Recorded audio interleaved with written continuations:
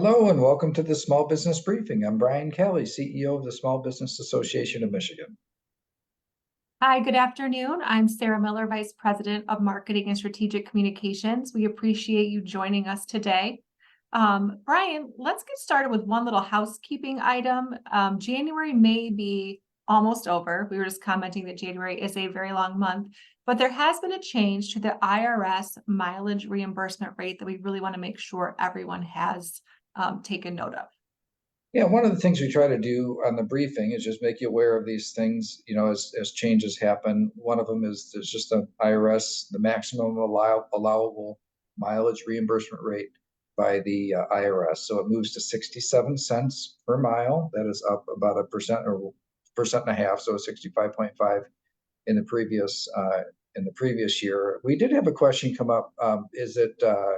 Does it apply the same to like electric cars and hybrid? Yes, it does. It's across the board. So mileage is mileage, regardless of what type of car is being used when it comes to for-profit purposes.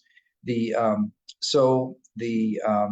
mileage rate is set up just as a reminder. A few of the other things that we had covered.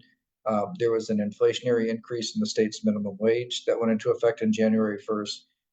This year is the first year you have to report beneficial ownership information to FinCEN, the Financial Crimes Division of the federal government. You really have all year to comply with that, but nevertheless, something that you have to do this year for the first time. And as a reminder, the U.S. Department of Labor has changed the independent contractor standard. So if you are or use independent contractors, please review what you do and the circumstances under which you are or use independent contractors. Review that before March 11th, which is when the new rules, which are narrower than before, go into effect by the U.S. Department of Labor. But today's reminder is pretty simple. Mileage reimbursement rate goes from 65.5 cents a mile to 67 cents a mile. All good reminders. I know people just get busy with their heads down, so it's important to give people an opportunity to take care of these important issues.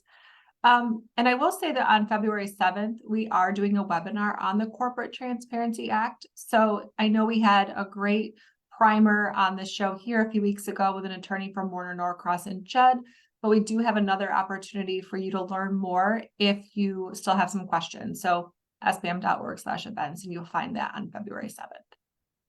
All right, so Brian, sadly, the Lions season ended last night, but I want to talk a little bit about how their success up to this game yesterday had such an impact on the economy. So I think you have some stats you could share about the financial impact their run had for Michigan.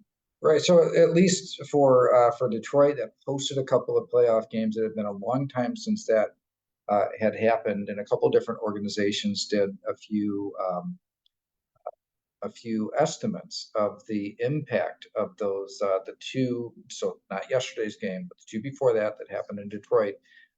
Crane's Detroit business had estimated that the January 14th game brought $20 million into the city, and that then the next game against the Buccaneers, 50 million. Of course, at that point, the city was just booming, and so much was going on, and quite a huge impact.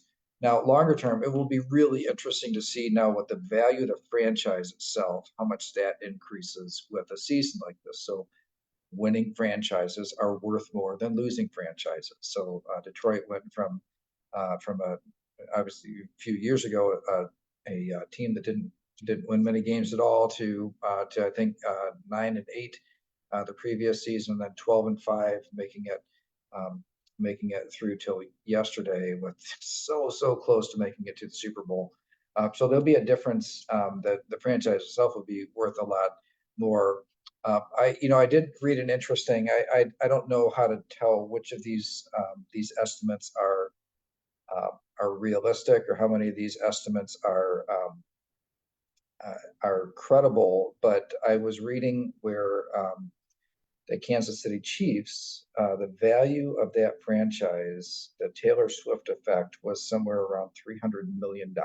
So, in other words, the demand for that franchise because of her fan base.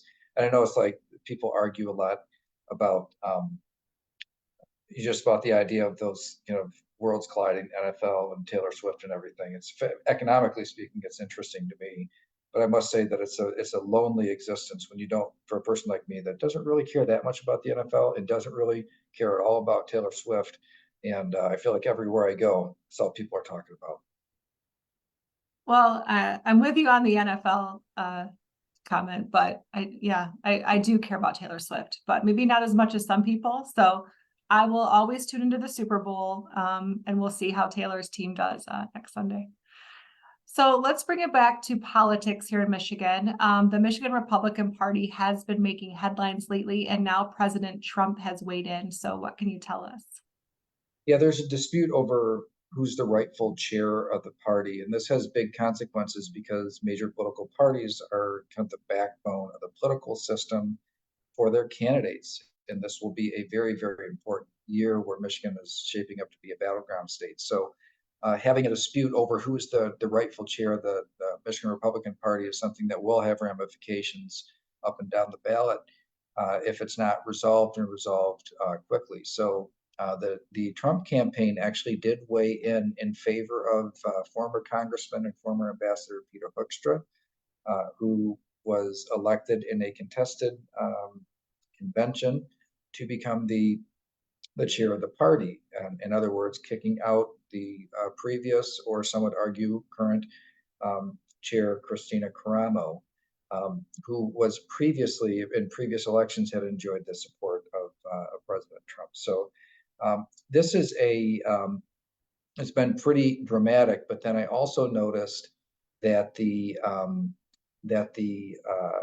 National Party, so the National Republican Party, had removed um, Christina Caramo from being listed as the chair of the Michigan Republican Party.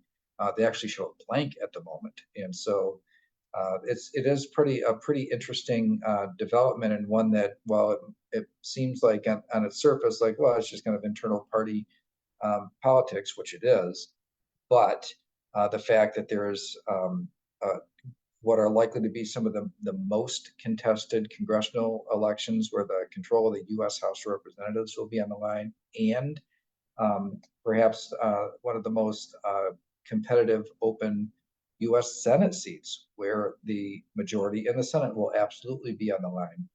The fact that you have these high stakes, not to mention presidential primary and presidential election, which is this year as well. So, but the fact that the National Party has removed the previous chair from their website, and the presumptive nominee of the party has lined up behind Ambassador Hoekstra tells me that's probably the direction it's going to go.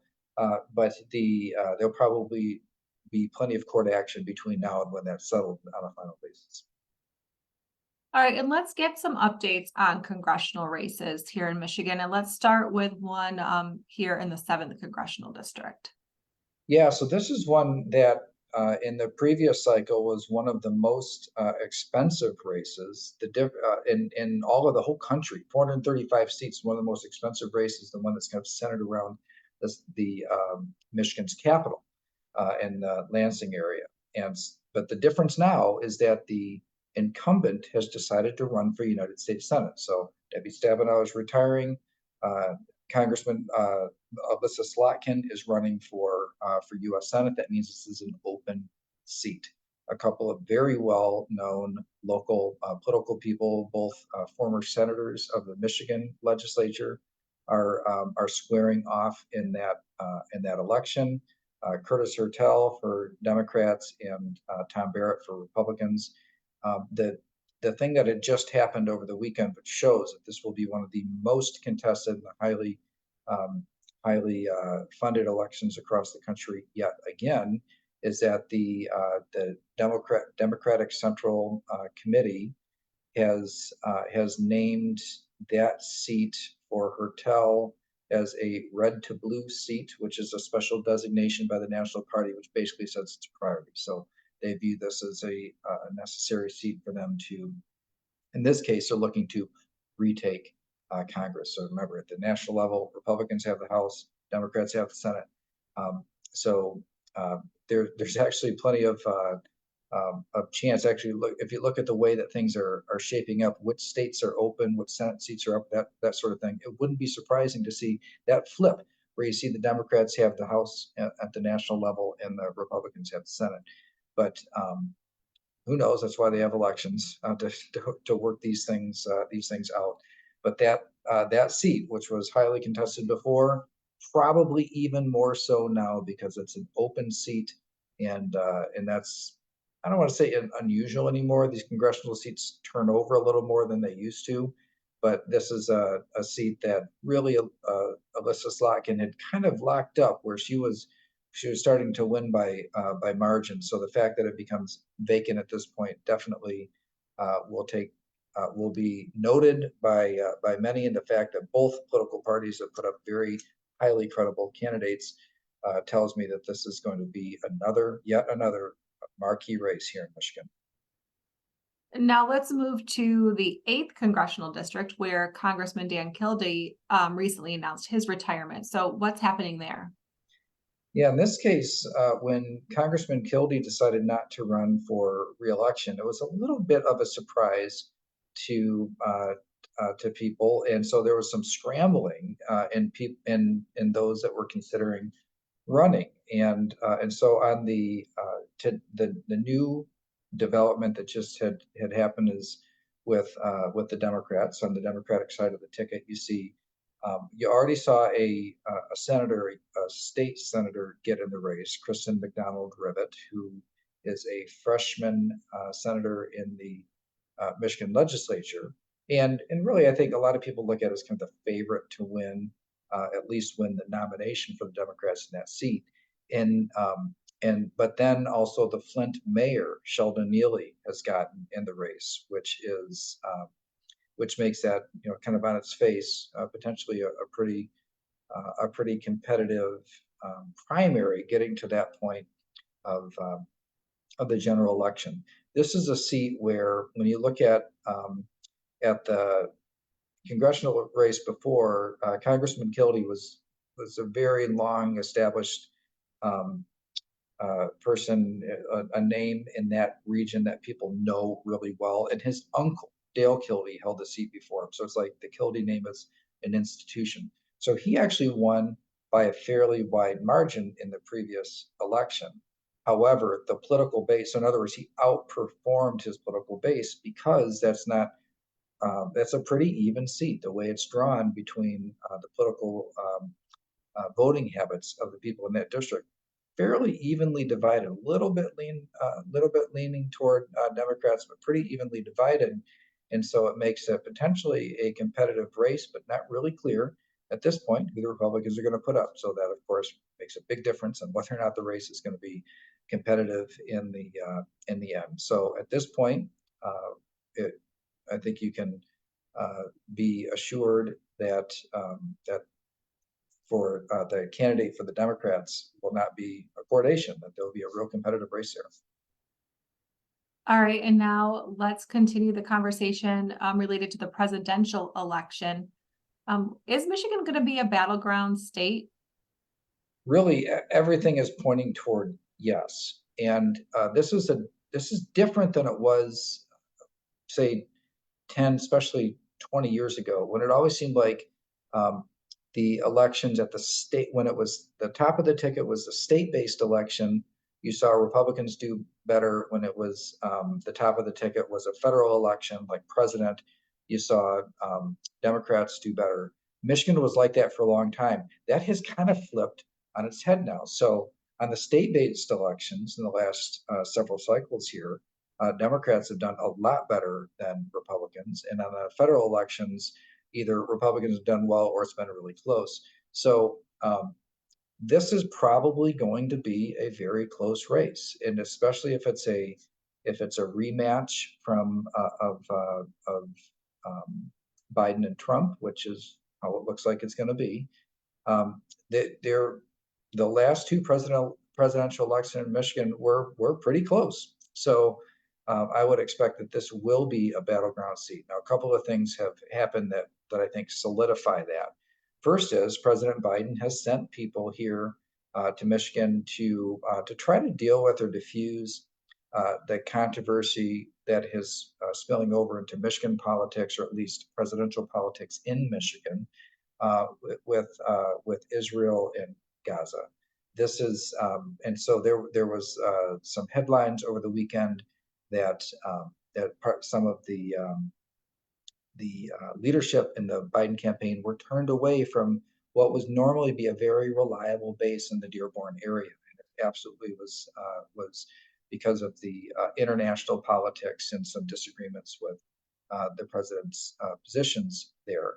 And then you see in a very, very messy Republican political party drama, you see the Trump campaign weighing in because, of course, they would like to have a functional political party when they're running as well.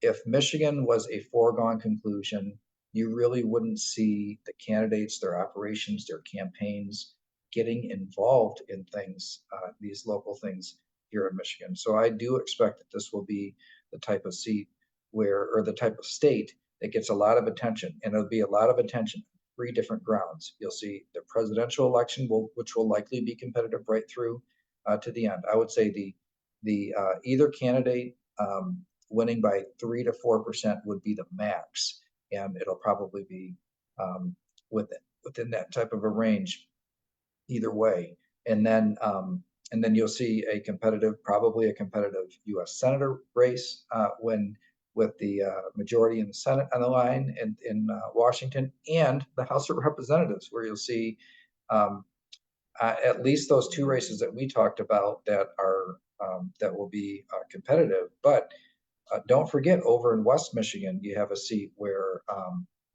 the incumbent Hillary Scholten is freshman term, has a competitor that was a candidate that kind of came on the scene as a U.S. or not a U.S. but a Michigan Supreme Court candidate, Paul Hudson, a credible candidate there too, likely or at least possibility that seat will be competitive as well. I mean, it's drawn as nearly a 50-50 seat. So Michigan will, on all these different levels, state or in Congress, in the United States Senate, and the presidential level.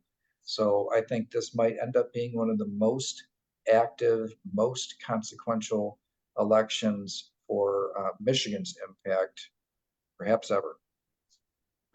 Wow. Well, we'll certainly look to you to keep us all updated on all the ins and outs of the various elections happening this year.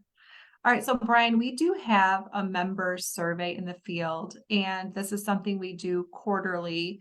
I'm going to share the link in the chat, but I want you to tell everybody why it's so important that they fill this out. We like to ask anyway, regardless of what's happening out there, how things are going, and we use that to both guide the work that SBAM does, but also to color our conversations with policymakers. But we're especially trying to push the survey for wide participation now, because we're starting to hear anecdotally about businesses maybe pulling back, getting nervous, things not coming as easy as they were before, kind of a slowdown overall happening, which is not really showing up in the economic statistics yet. Certainly not nationally, and the state numbers do tend to lag in terms of coming out compared to the national numbers.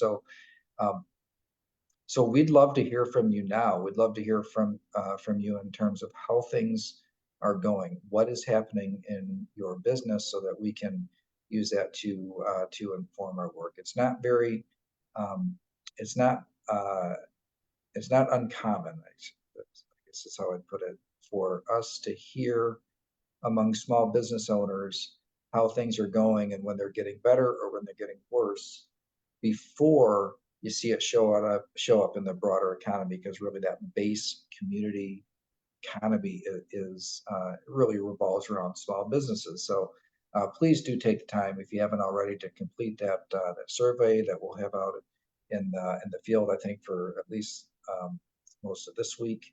And if you know other business owners that maybe they're not part of SBAM or not part of our network yet, please do forward that on to them so that they can participate as well. All right, well, thanks, Brian. That is everything we have for you today. Thanks for tuning in. We will be back here Thursday at 3 p.m. So have a great week. Thanks, everybody. See you on Thursday.